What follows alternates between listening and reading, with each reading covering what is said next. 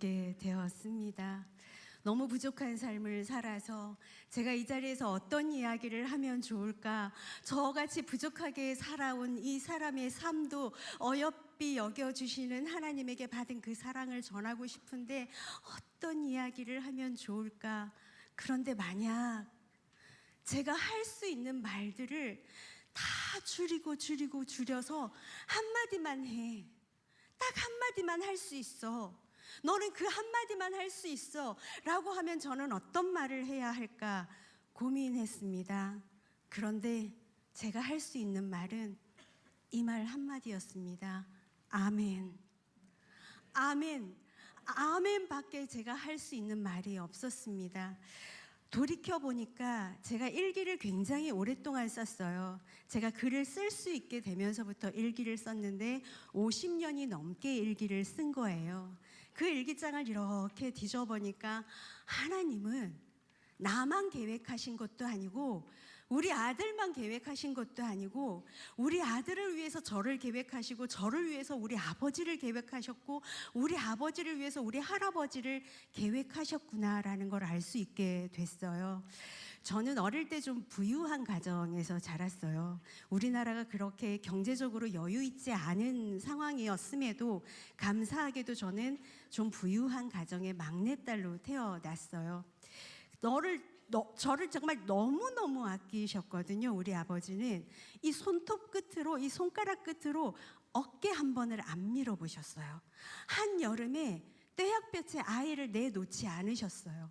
사탕처럼 녹아버릴 거라고 이야기를 하셨어요.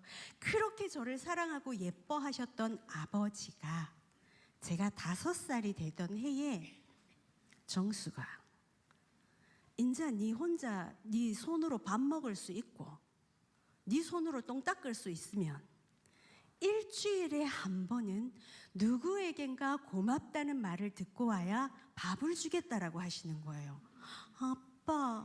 아빠 나 사랑한다며. 나 너무 귀하다며. 한여름에도 떼약볕에 안 내놓으시는 분이 5살짜리 애를 어디를 나가라 그래. 내가 어디를 나가서 누구한테 고맙다는 말을 들어요. 근데 아버지는 너무 단호하게 말씀하셨어요. 우리 집 밖에 사는 사람들이 우리와 같은 삶을 사는 건 아니다.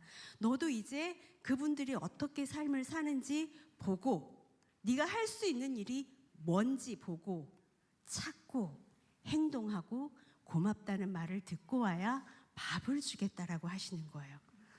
주일이 됐어요. 집을 나갔어요. 갈 데가 없는 거예요. 그냥 대문 앞에서 울었어요. 하루 종일 울다가 집에 들어왔어요.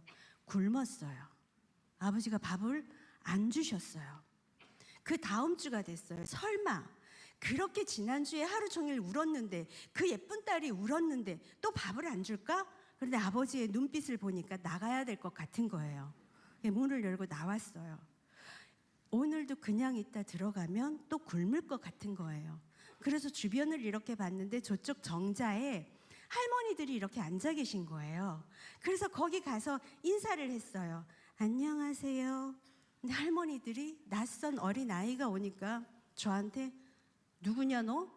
왜 왔냐 여기? 뭐하러 왔냐? 무서운 거예요. 제가 고향이 부산인데 그 드센 사투리가 너무 무서운 거예요. 그래서 뒷걸음치고 집 대문 앞에서 또 울었어요.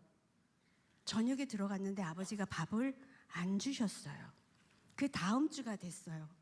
이러다간 정말 맛있는 반찬을 못 먹겠구나. 다시 용기를 냈어요. 그래도 좀 낯익은 곳이니까 그 할머니들 계신 곳에 다시 갔어요. 쭈뼛쭈뼛 가서 뭐라도 해야 되겠다라는 생각을 했어요. 그래서 느닷없이 가서 노래를 부르기 시작했어요. 제가 할 수 있는 게 노래밖에 없었거든요. 근데 할머니들이 아실 만한 노래를 불러야 될 것 같은 거예요. 그래서 우리 유모가 저에게 불러주셨던 노래가 있었어요.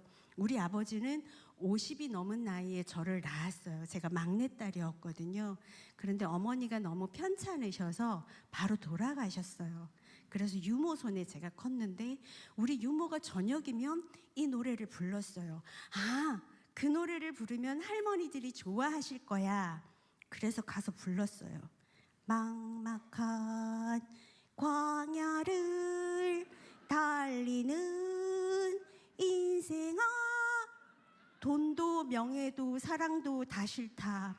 5살짜리 아기가 80 어르신 앞에서 돈도 싫고 사랑도 싫고 명예도 싫다라는 노래를 불렀어요.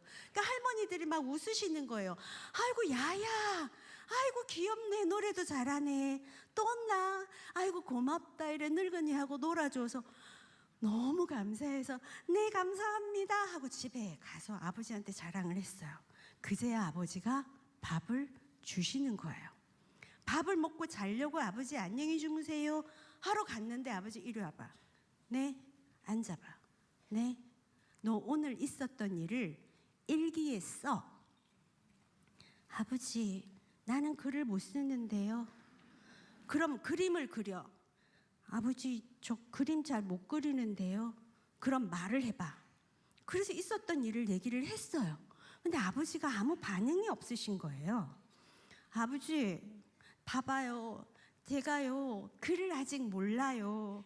얼마 전에 제가 사고로 저온 화상을 입어서 눈에 상처를 입었어요. 그래서 난독증이 굉장히 심하고 글을 읽지를 못했어요. 읽지를 못하니까 쓰지를 못했어요. 그런 아이에게 일기를 쓰라고 하니까 아버지, 나 일기 못 쓴다고. 그럼 그림 일기를 해. 못한다니까. 그럼 말을 해. 말했잖아.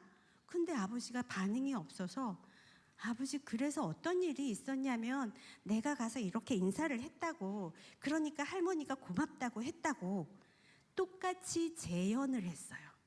그제서야 아버지가 기특하다고 말씀하셨어요. 우리 아버지는 저에게 아마 이걸 가르치고 싶으셨던 것 같아요. 네가 가지고 있는 환경을 탓하지 마라. 네가 가지고 있는 상황을 탓하지 마라. 네가 가지고 있는 단점을 핑계 삼지 마라. 네가 할 수 없는 게 아니라 네가 할 수 있는 걸 바라보고 할 수 있는 걸 찾아서 2배, 4배, 10배 노력을 하면 네가 할 수 없는 일 때문에 좌절하고 시리에 빠지고 나는 이거밖에 안 되는 인간인가? 라고 주저앉아 있지 않을 거야. 네가 할 수 있는 방향을 바라보라는 걸 그 어릴 때부터 가르쳐주고 싶으셨던 것 같아요. 저는 상대방의 행동이나 상대방의 말에 의해서 제 마음이 좌지우지 되지 않아요. 그 사람이 뭐라고 행동을 하던, 그 사람이 뭐라고 말을 하던 받아들이는 건 제 몫이라고 생각을 했어요. 그 사람이 좀 저를 미워해서 나쁜 말을 하더라도 저렇게 말하네? 나는 저런 사람이 되지 말아야지. 그런 긍정적인 자존감이 굉장히 센 아이였어요. 아버지로부터 지극정성의 사랑을 받았기 때문에 그 사랑이 채워져서 자존감도 채워지지 않았나라는 생각을 합니다. 아버지는 그 많았던 재산을 10원도 안 주고 가셨어요. 저는 그 많은 재산 조금은 줄 알고 공부 안 했거든요. 설마 저 돈 좀 주면 그래도 편하게 먹고 살겠지라는 아주 안일한 생각을 하고 살았어요. 그런데 우리 아버지는 저에게 이렇게 말씀하셨어요. 20살이 되면 너는 독립을 하고 아버지는 이 모든 돈을 사회에 환원하겠다. 정말 환원하셨어요. 저는 20살에 집에서 나와야만 했어요. 하지만 충분히 채워졌던 자존감이 있었고 저는 혼자 살 수 있는 자신감이 있었어요. 그렇게 아버지에게 배운 누군가를 위해서 시간을 헌신하고 나를 나누고 내 마음을 나누고 행동하고 고맙다는 이야기를 듣는 그 삶이 제 삶의 일부가 됐어요. 아버지는 저에게 돈을 유산으로 주신 게 아니라 삶을 유산으로 주셨습니다. 그런 아버지 밑에서 이제 성장을 하다 보니까 저도 제 자녀에게 똑같이 양육을 했어요. 결혼을 했어요. 제 딸과 함께 매주 자원봉사를 하기 시작을 했어요. 집 근처에 있던 이제 보육원에서 기저귀도 빨아서 개고 아이들도 같이 놀아주고 목욕도 시키는 봉사활동을 일주일에 한 번씩 했는데 98년 1월쯤 됐었을 거예요. 굉장히 추웠어요.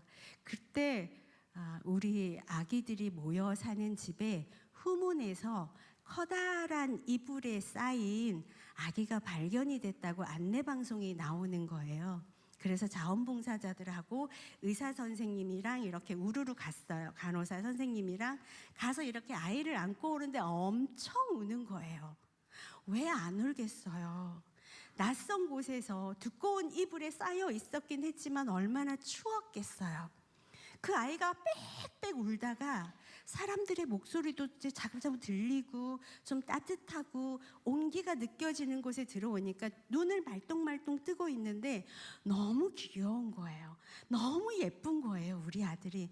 제 눈에는 우리 아들이 이 세상에서 제일 예쁜 것 같았어요, 그 아기가. 그런데 이제 아기가 마음이 좀 편해졌는지 응가를 한 거예요. 그래서 아기를 씻기려고 안고 포대기를 열었는데 두 다리가 없었어요. 오른손가락 3개가 없었어요. 그런데도 저는 그 아이가 그렇게 예뻤어요. 너무너무 예뻤어요.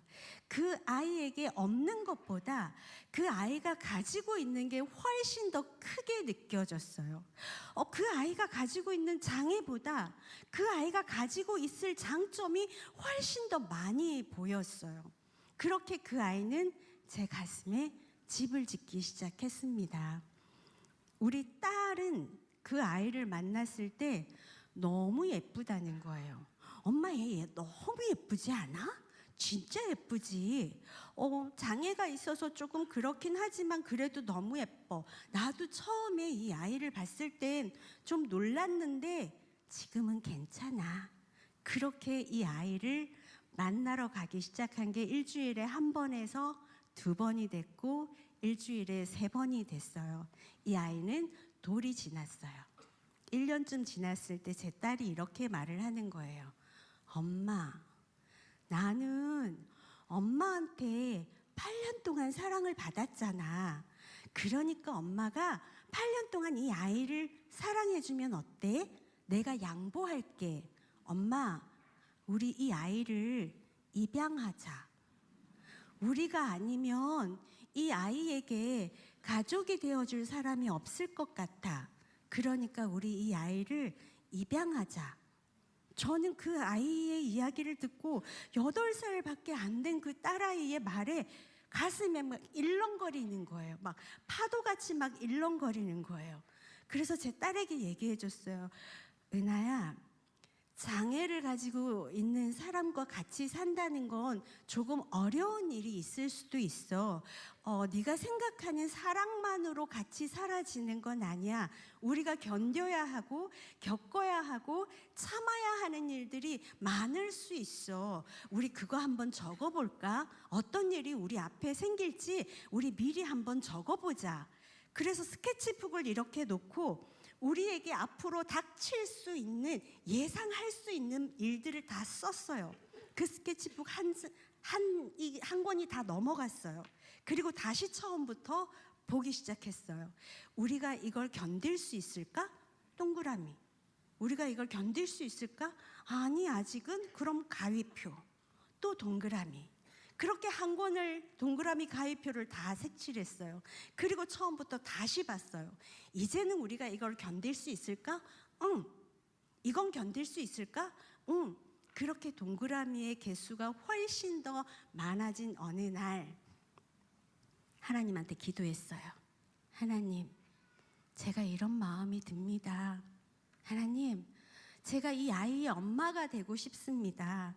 하나님, 근데 저는 배운 게 없습니다. 가진 게 없습니다. 할 줄 아는 것도 없습니다.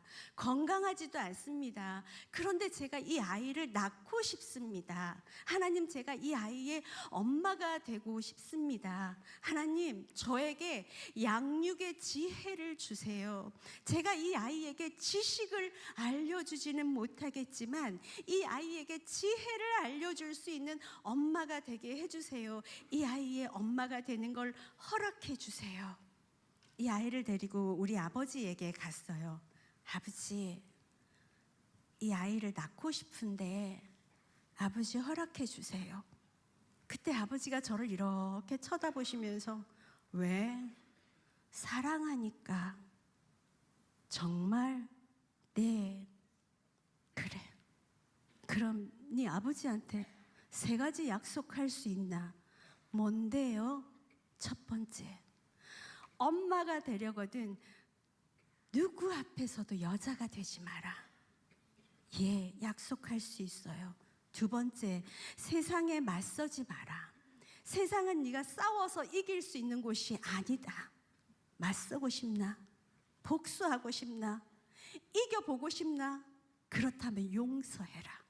그런 삶을 살 수 있겠니? 네. 마지막으로, 좋아도 참아라. 왜요, 아버지? 좋은 거 참는 거랑 엄마 되는 거랑 무슨 상관이 있어요? 그때 아버지가 이렇게 말씀하셨어요. 엄마라는 사람이 지가 기분 좋다고 막 미친 년들 뛰듯이 뛰가 댕기고, 지 좀 기분 나쁘다고 내일 모레 징역 끌릴 가는 새끼처럼 대가리 쳐박고 살면 자식이 뭐를 보고 배우겠니? 자식은 네 그림자야. 네가 흔들리지 않아야 자식이 흔들리지 않는 거야. 그런 중심을 잡고 사는 엄마가 된다면 허락할게. 제가 울었어요. 막 울었어요.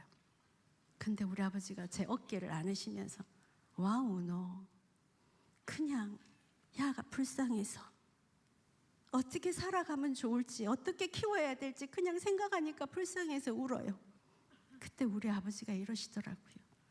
야야, 니는 네 새끼가 불쌍해서 우나? 나는 내 새끼가 불쌍해서 운다. 그렇게 아버지의 허락을 받고 저는 입양이라는 방법으로 아이를 낳기로 결심을 했어요. 주변에 그 이야기를 알렸어요. 미쳤냐? 제일 많이 들었던 이야기였어요. 왜 네 무덤 네가 팔려고 하니? 시댁은 물론이고 남편도 반대했고 가까운 지인들, 친구들, 동료들 모두 반대했어요. 교회 식구들도 다 반대했어요. 우리 아이를 낳는 걸 찬성한 사람은 제 딸과 제 아버지밖에 없었어요. 제 딸과 많은 이야기를 했어요. 제 딸은 아빠 대신 동생을 선택하기로 했어요. 그래서 저는 이혼하게 됐습니다. 우리는 새 식구가 됐어요. 그때부터 제 아들의 이름은 세진이가 됐습니다. 우리는 씩씩해지기로 했어요. 아빠가 없는 삶이 좀 힘들 수는 있겠지만 씩씩하고 서로 사랑하고 서로 믿고 의지한다면 충분히 우리끼리 잘 살 수 있다고 생각을 했어요. 고난은 지금부터 시작이었어요. 직장에서 잘렸어요. 우리 아들은 2 다리와 오른손이 없이 태어났기 때문에 수술을 많이 해야 했어요.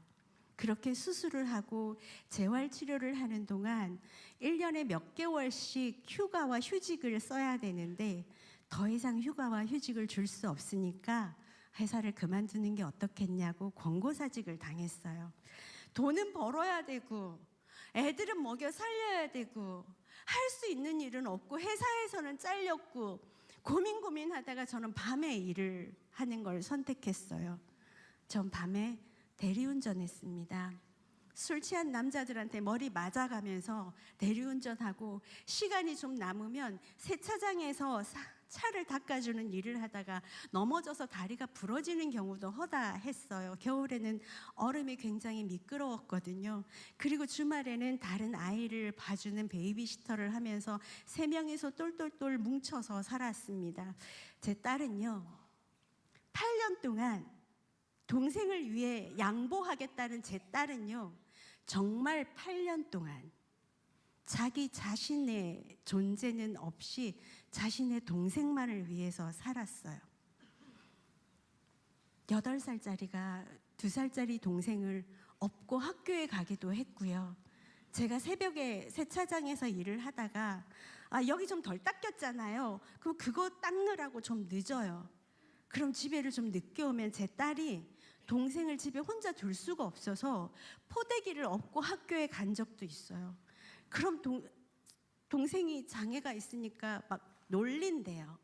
그럼 누나가 동생을 안고 화장실에 들어가서 동생의 귀를 막고 이렇게 숨어 있다가 엄마가 애를 찾으러 막 학교 은하 어딨니? 그러면 그때서야 화장실에서 나와서 동생을 저한테 맡기고 다시 학교를 가는 그런 누나였어요. 동생이 초등학교 1학년 때 제 아들이 6학년 형아들한테 학교 폭력을 당했어요. 망치로 우리 아이의 의족을 다 깨버린 거예요. 피가 철철 났어요. 근데 저는 그 아이들을 용서했어요. 얘들아, 너희는 나빠서 그런 게 아니라 몰라서 그랬어. 그러니까 내 아이한테 미안하다고 얘기해줘.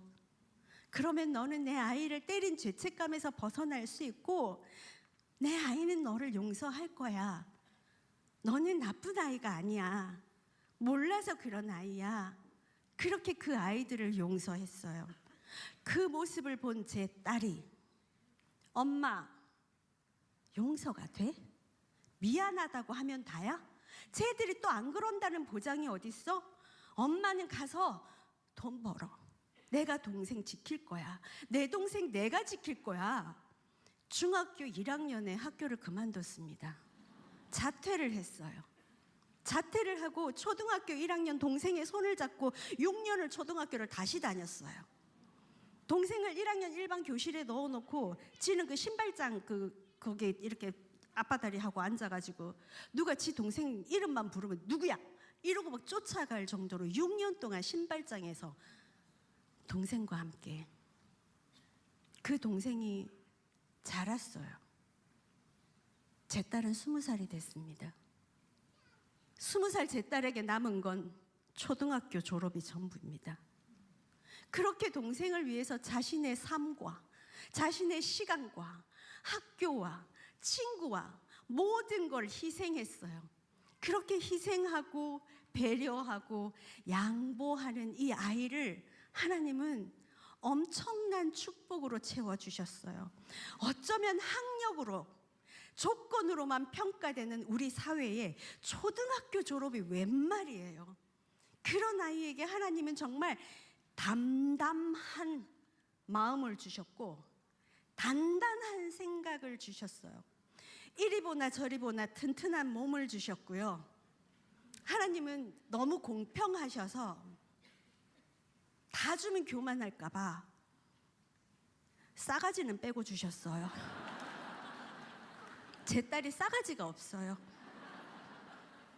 그래서 저와 달라요.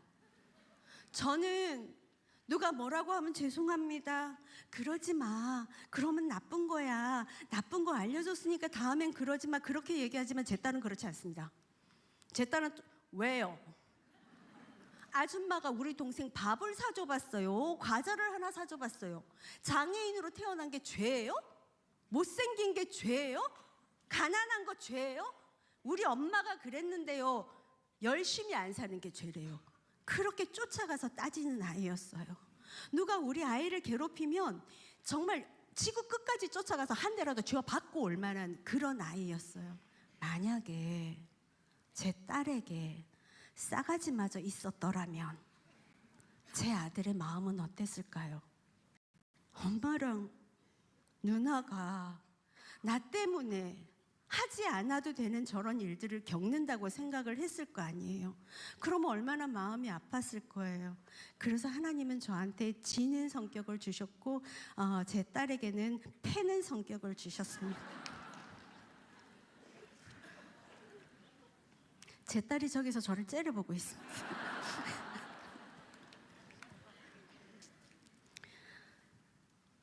하나님은 제 딸에게 남들이 뭐라고 얘기를 하고 뭐라고 놀려도 그거를 긍정적으로 받아들이는 마음을 주셨어요. 동생 그렇게 예쁘게 업어서 키운 그 동생은 수술을 계속해야 해요.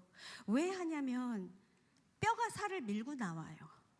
이게 진공 상태 속에 의족이라는 신발을 신어야만 걸을 수가 있었거든요. 우리는 그냥 발이 작으면 신발을 바꿔 신으면 되잖아요.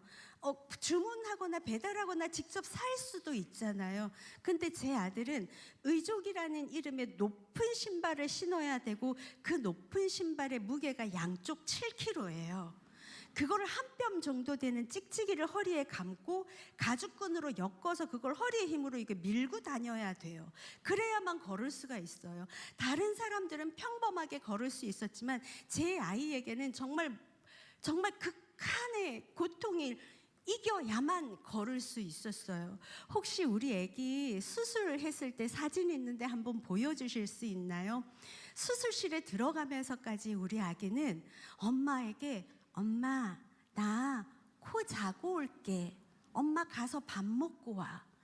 그게 웬 말이냐고요. 4살, 5살밖에 안 된 아기가 본인은 뼈를 깎는 수술을 하러 들어가면서 엄마의 배고픔을 걱정하는 게 그게 웬 말이냐고요. 그렇게 예쁜 마음을 가진 아이였어요. 그렇게 수술을 하고 나온 아이를 의족이라는 높고 힘든 무거운 신발을 신겨놓고 걷게 하지 않았어요. 저는 거실에 이불을 다 깔아놓고 넘어뜨렸어요. 앞으로 넘어뜨리고 뒤로 넘어뜨리고 옆으로 넘어뜨리고 계속 넘어뜨리는 연습만 시켰어요. 왜냐하면 걷는 거 중요하지 않아요. 걷다가 넘어졌을 때 다시 일어날 줄 아는 게 중요하다라고 생각했어요. 못 일어나면 말을 해야 될 거 아니에요. 도와주세요. 저 좀 도와주세요. 지금은 제 힘으로 일어날 수가 없어요. 그러니까 하나님 저 좀 도와주세요. 제 손 붙잡아 주시면 제가 그 손 잡고 일어나서 열심히 사는 걸로 보답하겠습니다라고 말을 할 줄 아는 용기 있는 사람이 됐으면 하는 바람이었어요. 하나님, 우리 아이 넘어질 때 잡아주세요. 하나님, 우리 아이 다치기 전에 잡아주세요. 그런 수없이 많은 기도를 했어요. 사람 살다 넘어질 수 있잖아요. 넘어지죠. 내가 잘못해서 넘어질 수도 있고 다른 사람이 내 다리를 걸어서 넘어질 수도 있고 나를 시기하고 모함해서 넘어질 수도 있잖아요. 그럴 때마다 울고 포기하고 좌절하고 나는 이거밖에 안 되나? 내 한계는 이거밖에 안 되나? 그렇게 쓰러져 있을 수는 없잖아요. 넘어지는 게 부끄러운 일은 아니잖아요. 저는 넘어지는 게 부끄러운 일이 아니라 넘어진 채로 있는 게 부끄러운 일이라고 생각합니다. 일어나려고 하지 않는 게 부끄러운 일이라고 생각을 했어요. 여호와께서 사람의 걸음을 정하시고 그의 길을 기뻐하시나니 그는 넘어지나 아주 엎드려지지 아니함은 여호와 그의 손으로 붙잡아 주심이로다. 그 말씀만 믿었어요. 넘어지는데 죽을 일이 아니라고 생각했어요. 우리를 지키는 여호와 하나님이 나의 등 뒤에서 나를 지키고 계심을 믿었습니다. 그래서 걷는 것보다 넘어지는 거를 많이 알려줬어요. 일어나야 넘어갈 거 아니에요. 일어나지 않으면 넘어갈 수 없어요. 넘어질 것인가 넘어설 것인가 그 기로에 섰을 때 항상 기도했습니다. 하나님 붙잡아 주시옵소서. 하나님 우리 손을 붙잡아 주시옵소서. 저는 할 수 있습니다. 내가 내 스스로 할 수 있다고 말을 해야 남도 나에게 할 수 있다고 하는 거고 내가 나를 사랑해야 남도 나를 사랑한다고 생각했습니다. 내가 나를 믿어야 남도 나를 믿을 거라고 생각을 했습니다. 세상의 사람들이 그렇게 노력해서 나간 우리 아이들에게 칭찬의 말 하지 않았어요. 위로의 말 하지 않았어요. 아유 대단하다. 그 무거운 거를 끌고 어떻게 다녔니? 그렇게 말하지 않았어요. 세상 사람들은 우리 아이에게 모진 말만 했어요. 아이고 저거 전생에 죄가 많아서 저래 태어난 거야. 제 말 안 들어서 저렇게 된 거야. 저 여자가 다리 자른 거야. 그런 모진 말을 들어야만 했어요. 그런 아이를 바라보면서 제가 하나님한테 기도했어요. 하나님 왜 이러세요? 우리 아이 이렇게 태어난 것도 억울하고 가슴이 아파 죽겠는데 하나님 왜 이러세요? 바닥을 치면서 기도를 했어요. 정말 통곡으로 기도를 했어요.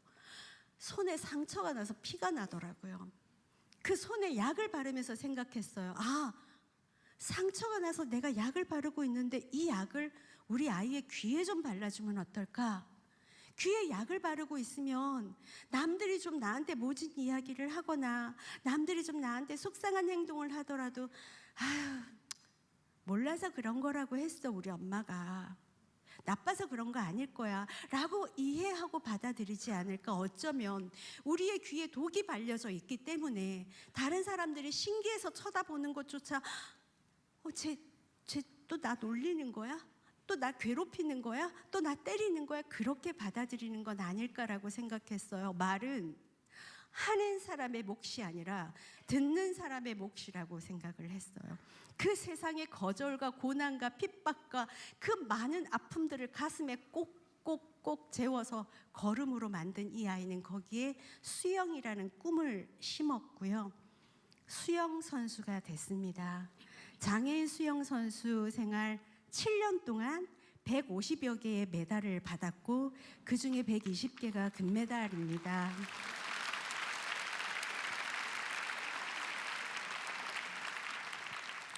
받아주는 수영장이 없었어요.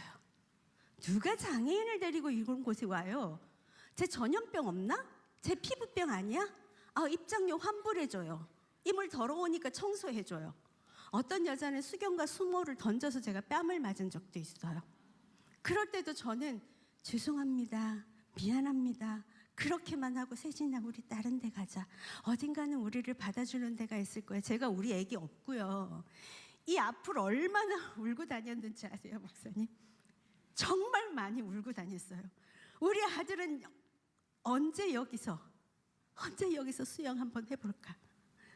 어린교회 가서 도와달라고 해볼까? 그렇게 울면서 여기를 몇 년을 아이를 업고 비가 오나 눈이 오나 그 추위 속에 얼마나 걸어 다녔는지 몰라요. 그런데 우리 아이가 이곳에서 장애인 수영 선수가 아니라 일반 수영 국가대표가 됐습니다. 그렇게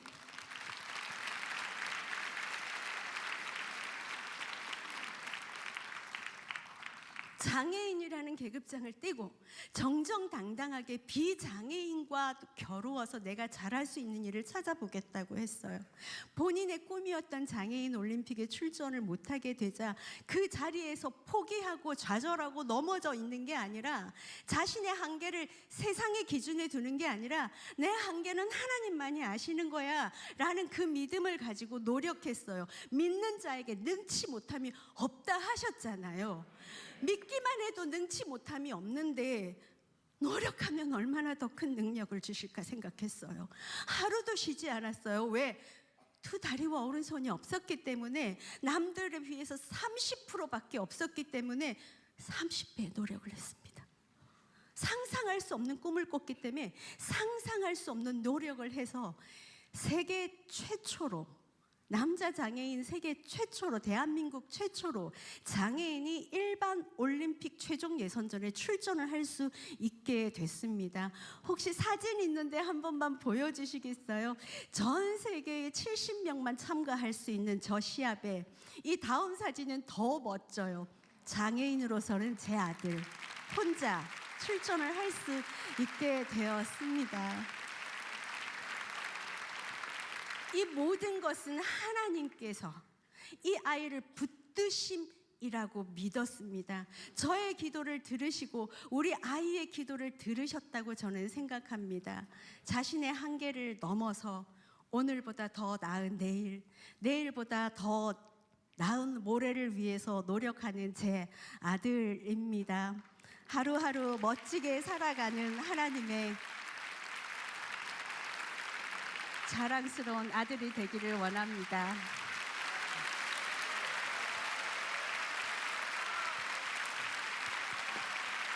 네, 안녕하세요. 반갑습니다. 네, 저는 양정숙 어머니의 아들 김세진이라고 합니다. 반갑습니다. 네, 어머니가 앞에서 너무 이제 저희의 과거의 이야기를 잘 얘기해 주셔가지고, 그리고 저를 너무 멋있게 소개를 해주셔가지고 제가 지금부터 어떤 말을 해야 될지 굉장히 좀 떨리는데, 제가 오늘 오면서 계속 기도를 했었거든요. 멋있는 강연이 아니라 정말 전심을 다한 간증이 되게 해주세요 라는 마음으로 오늘 이 자리에 왔고요. 어머니의 말씀대로 저는 의족을 가지고 이제 다양한 도전을 했고, 그 이후에 마지막으로 이제 올림픽을 마무리를 하면서 수영 선수를 은퇴를 했습니다. 그리고 은퇴를 하는 그 날에 울었어요. 막 통쾌하고 나 해냈다 해서 운 게 아니라 서러워서 울었어요. 지난 11년 동안에 그거 하나 바라보고 살아왔는데 너무 모든 게 물거품이 돼버린 것 같은 거예요. 그리고 제가 처음 올림픽을 준비했었을 당시에 올림픽을 못 나가서 두 번째로 준비한 올림픽이었었거든요. 근데 그때 당시 한국 사람들이, 많은 사람들이 저희를 보면서 응원할게, 축복할게, 너니까 할 수 있어, 너라서 할 수 있어 라고 이야기를 했는데, 제가 올림픽을 못 나갔을 때 그 모든 사랑이 비난으로 돌아왔었습니다. 그래서 매일 밤 베란다를 내려다보면서 생각을 했었어요. 여기서 뛰어내리면 많이 아플까? 세상에서 나를 기억해 준 사람도 없고 더 이상 사랑해 줄 사람도 없는 것 같은 거예요. 그래서 하루는 집에서 계속 이렇게 우울증처럼 빠져 있다가 도저히 안 되겠는 거예요. 그래서 결심을 해서 이제 부모님한테 소리를 쳤죠. 나 죽을 거다. 그러면서 이제 뛰어내리겠다고 베란다로 성큼성큼 걸어갔는데, 저는 저희 누나가, 아까 어머니가 이야기하셨던 것처럼 이제 네 가지가 없다고 했잖아요. 근데 저한테 있어서는 누나는 거의 이제 형 같은, 그리고 아빠 같은 존재였어요. 근데 저는 그런 누나는 나를 말려주겠지, 저 튼튼한 몸으로 나를 붙잡아 주겠지 라고 생각을 했는데, 누나가 성큼성큼 저보다 먼저 갈아가지고 방충망을 열어주더라고요. 제 마지막 자존심이었는데, 내가 이게 있어서 조금은 버틸만 한데, 그러면서 뛰어내려 라고 하더라고요. 근데 그때 미안하다고 하고 잘못했다고 이제 울면서 돌아왔어요. 근데 어떻게 보면 누나는 알고 있었던 것 같아요. 얘가 죽고 싶다는 게 아니라 정말 죽을 만큼 힘들다라는 거, 그 마음이 있었기 때문에 누나도 믿고 그 행동을 하지 않았을까라는 생각을 합니다. 그런 가족이 있었기 때문에 저는 참 얼굴에 그늘이 없죠. 네, 사람들이 많이 궁금해하더라고요. 너무 그늘 없이 자라서 마냥 좋은 엄마, 되게 부유한 가정에서 자란 것 같다고. 근데 저희는 그늘이 없는 이유가 참 셋이서 마주보면서 행복하게 잘 그 시간을 버텨왔던 것 같습니다. 올림픽을 마무리하고 이제 한국에 돌아와야 되는데 제가 울었다고 했잖아요. 엄마를 바라보면서 또 그 얘기를 했거든요. 엄마, 나 한국에 돌아가면 이제 어떻게 살아야 돼요? 나 뭐 하고 살아야 돼요? 내 이름 앞에 붙은 로봇다리 수영선수 김세진이 그 수식어가 빠지면 나는 누구예요? 울컥 눈물이 나더라고요. 그래서 제가 막 그렇게 울고 있는데 어머니가 저를 꼭 끌어안아 주시면서, 야, 양정숙의 아들 김세진이면 됐지, 하나님 보시기에 아름다우면 됐지, 뭐가 문제야? 네 이름 앞에 붙은 수식어가 뭐가 그렇게 중요해? 양정숙의 아들 김세진이면 된 거야. 엄마는 처음 하나님한테 기도하기를 공부 잘한 아들 달라고 기도한 적 없어. 뭐 똑똑한 아들, 잘생긴 아들 달라고 한 적 없어. 그냥 네가 나를 엄마라고 불러주길 바랬고, 매일 아침 내 옆에서 눈을 뜨고 엄마라고 불러주길 바랬다. 그리고 하나님은 그 모든 기도 다 들어주셨다. 난 더 이상 바라는 게 없다. 그래서 이제 그 말을 듣고, 그래, 나는 양정숙의 아들 김세진이야 하고 난 뭐든 할 수 있어 라는 마음과 함께 한국으로 잘 돌아왔어요.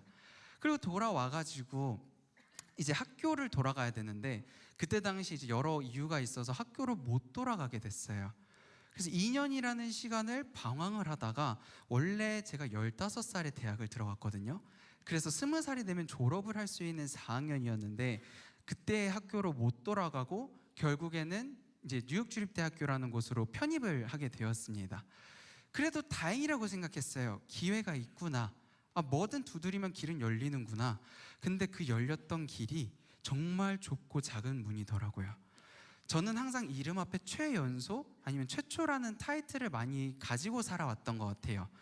누군가가 쉽게 도전하지 못하는 거를 어머니랑 누나 덕분에 많이 도전할 수 있었던 것 같고, 그 덕분에 최연소라는 타이틀이 항상 제 이름 앞에 붙어 있었는데, 4학년으로 20살의 졸업이었던 제가 21살에 22살의 나이로 다시 1학년이 되어야 하는 거예요. 제 또래보다 한참을 앞서 달려가고 있었는데 다시금 또래들과 어찌 보면 또래들보다도 더 늦게 되돌아가게 된 거죠. 그래서 저는 이 드센 엄마와 드센 누나 밑에서 억눌려 왔던 것들이 터져 나오기 시작하더라고요.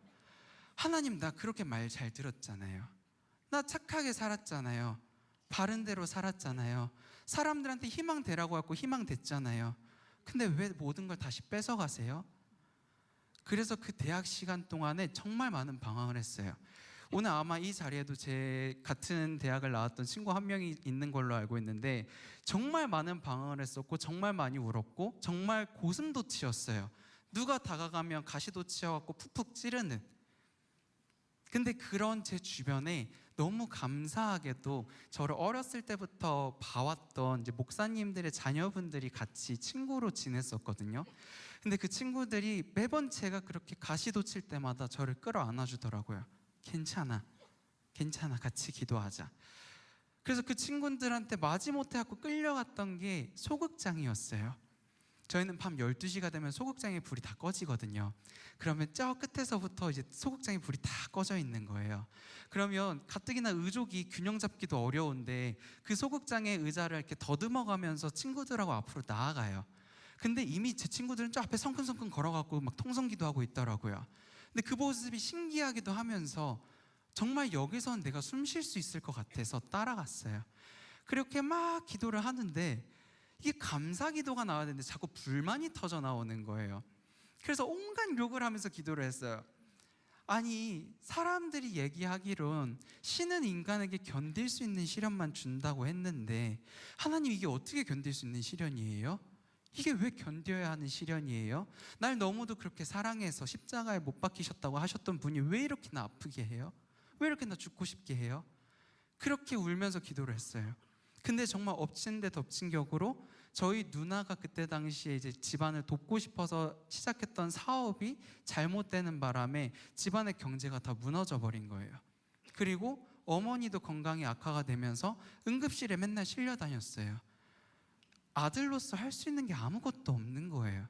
도와줄 수도 없고 여기에서 내가 어떤 돈을 대신 해줄 수도 없고 나는 지금 당장에 대학교 1학년으로 돌아와서 언제 대학을 졸업할 수 있을지도 모르는 상태인 거예요.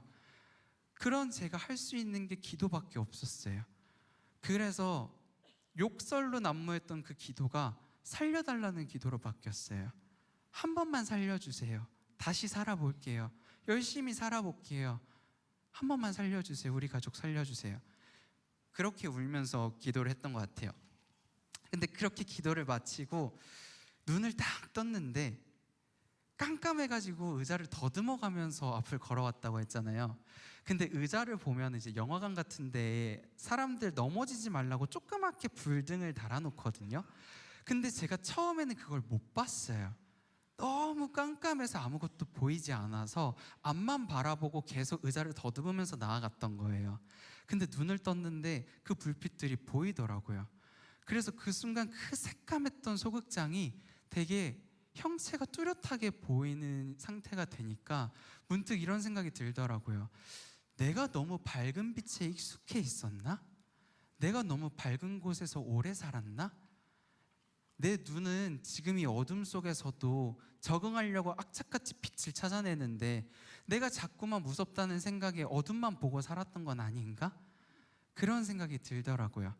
그때가 돼서야 저는 깨달았던 것 같습니다. 지금까지의 나에게 계속 이러한 시간을 겪게 하셨던 거는 이 어둠 속에서도 빛이 있다라는 걸 느끼게 해주고 싶었던 게 아닐까?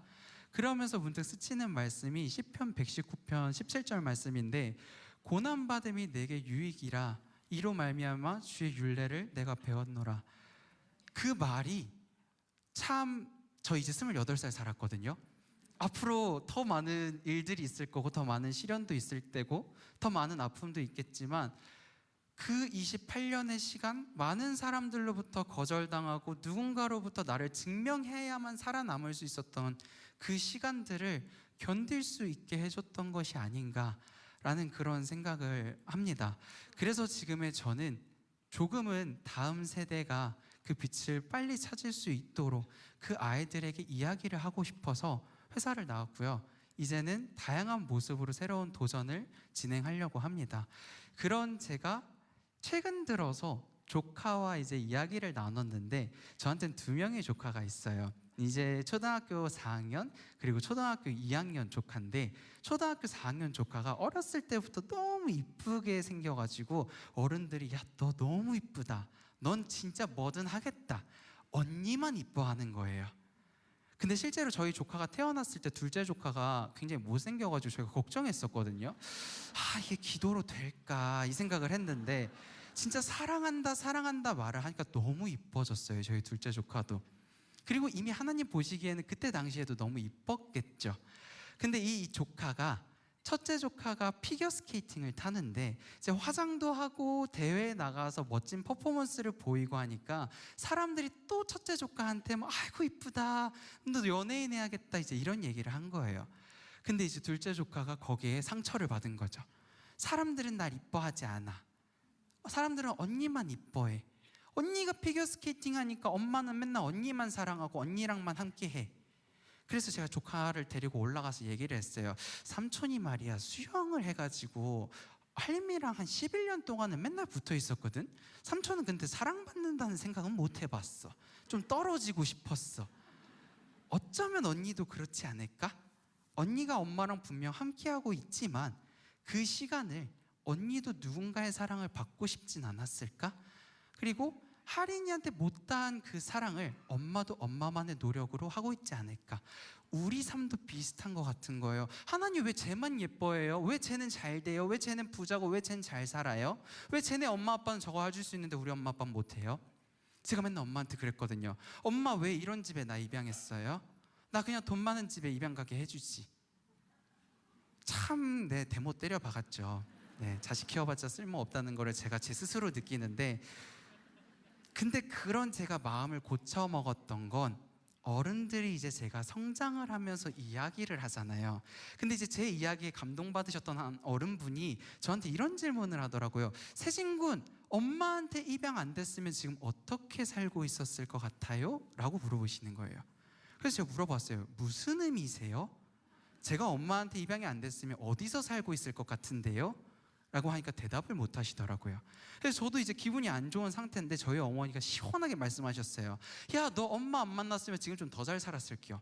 더 당당하게 얘기하고 더 사랑받으면서 살았을 거야. 네가 엄마 아들이라서 그렇게 힘들게 자랐던 거야. 근데 저는 그 한마디에 엄마에 대한 모든 쓴뿌리가 용서가 됐어요. 어쩌면 엄마도 엄마가 할 수 있는 최선을 다하고 있는데 나는 그 이상만을 보고 바랬던 건 아닐까. 내가 상상했던 엄마라는 이미지와 내가 상상했던 부모라는 이미지에 엄마가 적합한가 아닌가를 언제나 평가하고 있었던 건 아닌가. 그때부터 저희 가족이 다시 뭉칠 수 있었던 것 같습니다. 제가 사실 강연 준비를 여러 가지를 했는데 이 이야기를 왜 하냐면 오늘 제 나이 또래 그리고 이제 20대가 되는 청년들이 많이 왔다라고 이야기를 하더라고요. 청년들한테 해주고 싶었어요. 요즘 청년들한테 도전이 필요할까, 용기가 필요할까, 희망이 필요할까 생각을 해봤는데 이 세 가지 다 아닌 것 같아요. 저는 회복이 필요한 것 같아요. 가정의 회복이 필요하고 조직의 회복이 필요하고 내가 만나는 사람과의 관계에서 회복이 필요한 것 같아요. 서로가 서로의 약점을 찾기 바쁘고 너는 어떻고 나는 어떻고 선 나누기 바쁜 세상인 것 같아요. 그러한 삶 가운데서 아이들이 얼마나 많은 눈치를 보면서 살았을까. 그래서 저는 오늘 이 시간만큼은 아이들에게 회복이 되는 시간이었으면 합니다. 그리고 절대 느리게 가는 게 아닌다라는 걸 이야기해주고 싶어요. 저희 어머니가 그런 얘기를 하셨어요. 제가 한참 느리게 가던 타이밍에 남들보다 이제 앞서 간다라는 생각을 하기 전에 엄마, 나는 장애인이잖아요. 나는 입양됐잖아요. 사람들은 내가 할 수 없다라고 얘기하는데 나는 어떤 사람이 될 수 있을까요? 나는 어떻게 해야 될까요? 라고 얘기를 했는데 엄마가 그러시더라고요. 세진아, 사람이 저마다 태어나는 시기가 다른 것처럼 꽃이 저마다 피는 시기가 다른 것처럼 네가 피어나는 시기가 다른 거야. 누군가가 먼저 싹을 칠 수도 있고 누군가가 먼저 꽃을 피울 수도 있지만 가을에 피는 꽃이 있고 여름에 피는 꽃이 있고 사계절 푸르른 나무가 있어. 너는 아직 너의 계절이 오지 않은 거야. 그래서 저는 지금의 청년들이 그 계절에 맞게 피어날 수 있도록 어른들이 아이들에게 조금은 비바람을 막아줄 수 있고 따뜻한 햇빛을 쐬어줄 수 있다면 얼마나 좋을까라는 생각을 합니다. 그렇지 않으면 물론 하나님께서 저에게 경험하셨던 것처럼 여러분들도 그 어둠의 시간을, 아픔의 시간을 견뎌야겠지만 저는 다음 세대만큼은 조금은 덜 아팠으면 하는 바람입니다. 이런 제가 아직까지 결혼할 나이는 아닌 것 같아서 내 삶을 누구에게 물려줄 수 있을까라는 생각을 해봤거든요. 근데 그러한 생각을 하다가 너무 먼 미래인 것 같은 거예요. 그래서 우연히 다른 분을 찾아서 간 한 행사에서 많은 분들이 아이를 후원하고 있는 모습을 봤어요. 그리고 그때 당시에 이제 저의 책이 나왔었는데 인쇄비 정도면 이 아이를 후원할 수 있지 않을까라는 생각을 해서 사연을 엄마랑 합의도 안 하고 협의도 안 하고 썼어요. 아픈 아이를 후원하고 싶습니다 라고 사연을 썼고, 그때 당시에 그 기관에 소속되어 있던 한 아이가 소속된 지 일주일도 안 됐는데 사연을 쓴 거예요. 튼튼한 다리와 튼튼한 형을 갖고 싶어요 라고. 그때 당시에 그 아이는 인도네시아의 순바라는 섬나라에 살고 있는데 지금은 관광지로 너무 이뻐졌지만 전기도 물도 잘 들어오지 않는 섬나라에 사는 아이였어요.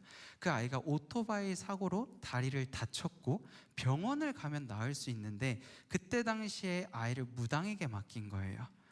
무당이 아이의 다리에 대나무 이파리를 감싸서 다리가 썩어서 절단을 할 수밖에 없었어요.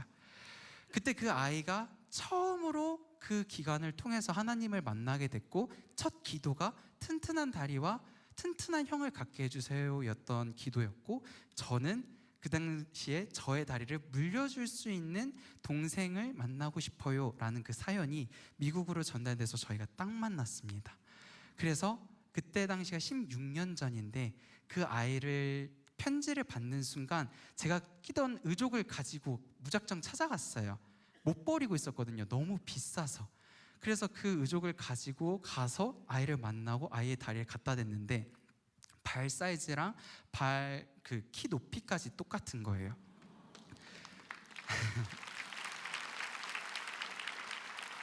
그래서 그 아이가 제가 준 의족을 끼고 다시 걷게 되었습니다.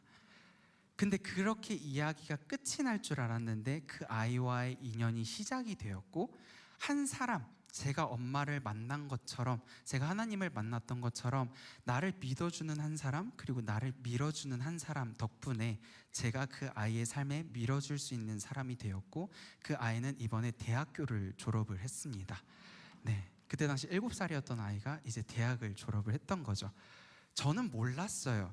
그냥 매달 다달이 편지 쓰고 아이에게 후원을 하면 아이가 잘 자라고 있겠지라고 생각을 했는데 그 아이는 그 감사함을 단 한 번도 잊은 적이 없더라고요. 그리고 우리를 위해서 항상 기도하고 있었고 언제나 자신이 할 수 있는 최선을 다하면서 삶을 살아가고 있었어요. 근데 그때 당시에 저는 집이 무너지고 가정이 무너지고, 저희는 항상 서로 얼굴 보면 그랬거든요. 웃으면서 우리 오늘 죽을까? 아니면 내일 죽을까? 그 정도로 너무 힘들었거든요. 근데 그 시간을 살게 하셨던 건 이러한 시간을 이미 하나님은 알고 계셨던 것 같아요. 모든 것이 다시 회복되는 시점, 그 시점을 보게 하려고 그 악착같이 어두운 시간을 지나게 했던 것 같아요. 모든 사람들이 지금 굉장히 힘든 시간을 겪고 지나고 있다라고 이야기를 하는데 저는 분명히 회복되는 시간이 있을 거라고 생각을 합니다. 저희 누나가 저한테 편지를 썼어요. 죽고 싶었나 봐요. 어떻게 보면 저는 그때 당시에 이 말에 내가 대답 한번 잘못하면 누나를 잃을 것만 같았어요. 누나가 저한테 얘기했던 게 나는 너의 삶의 숲이 되고 싶었다. 그래서 세상 사람들이 뭐라 해도 네가 숨을 수 있고 네가 쉴 수 있는 숲이 돼주고 싶었는데 내가 네 삶에 자꾸 늪이 되는 것 같다. 미안하다 세진아. 그러니까 똑바로 살아라고 말을 못 하겠는 거예요. 열심히 살아라고 말을 못 하겠는 거예요. 그래서 누나한테 얘기했던 게 누나, 늪에도 바람이 들고 햇빛이 계속 쬐면 언젠가 숲이 될 거야. 우리 한번 다시 힘내보자. 다시 살아보자. 참 신기한 게 늪지대에 빠져서 허우적거리다 보니까 어느 순간 헤엄이 쳐지더라고요. 물론 속도는 나지 않겠죠. 그리고 헤엄을 치고 있으니까 더 가라앉지는 않겠죠. 누군가가 먼저 그 늪지대를 벗어나는 날이 오면 다시 뛰어드는 게 아니라 더 멋지고 튼튼한 동아줄 하나 들고 가족들을 구할 수 있는 그러한 날을 기대하면서 저는 지금의 청년들을 키워가시는 많은 부모님들이 지금의 어려운 시간을 견딘다고 생각을 하는데 그 시간 가운데서도 언젠간 다시 그 늪지대를 나오는 날이 모든 가정에게 있을 거라고 생각을 하고, 그리고 아이들에게도 그런 부모님을 조금만 더 믿어줬으면, 부모님이 나를 믿어주고 밀어주는 것처럼 나도 내 부모님을 조금 더 믿어주고 밀어줄 수 있으면 더 하나님 보시기에 아름다운 가정들이 되지 않을까라는 생각을 하면서 감히 28살 산 제가 오늘 감사한 마음으로 제 마음을 전하고 싶습니다. 네, 감사합니다.